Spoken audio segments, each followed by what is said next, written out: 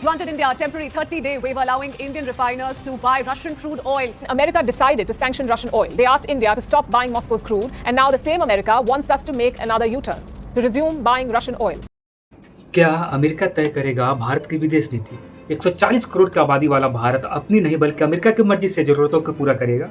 क्या भारत की आज़ादी अब वाशिंगटन के स्पेशल परमिट की मोहताज बन चुकी है?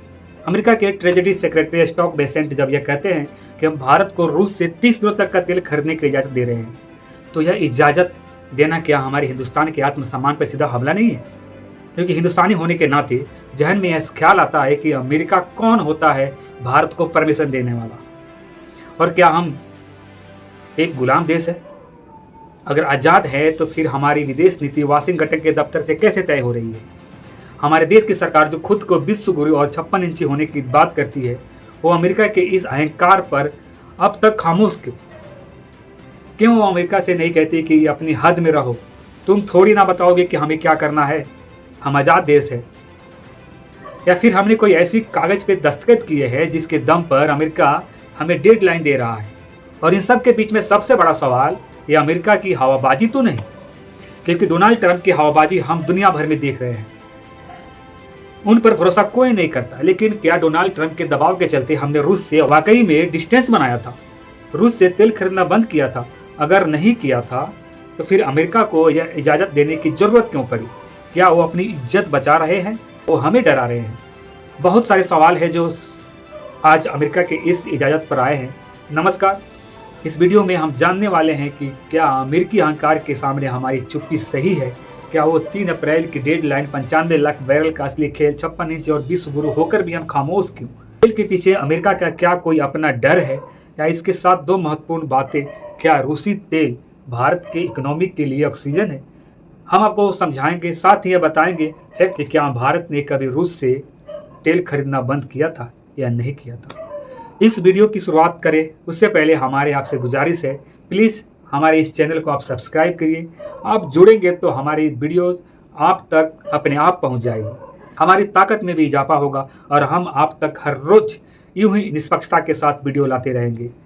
अमेरिका ने भारत को रूस से तेल खरीदने के लिए 30 दिनों की छूट दी है, जिसकी भाषा आत्मसम्मान पर सवाल उठाती है। विदेश नीति को वाशिंगटन के हवाले करने जैसा तो नहीं, बल्कि ऊर्जा संकट में व्यवहारिक कदम है, पर सवाल को इसका कड़ा जवाब देना चाहिए।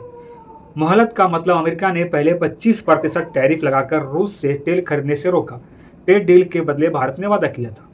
ओएफएसी ने 3 अप्रैल तक सीमित छूट दी है। केवल 5 मार्च तक लोड तेल करीब 95 लाख बैरल अटका हुआ है। रूस से भारत ने तेल लेना बंद नहीं किया था, लेकिन कम जरूर किया था।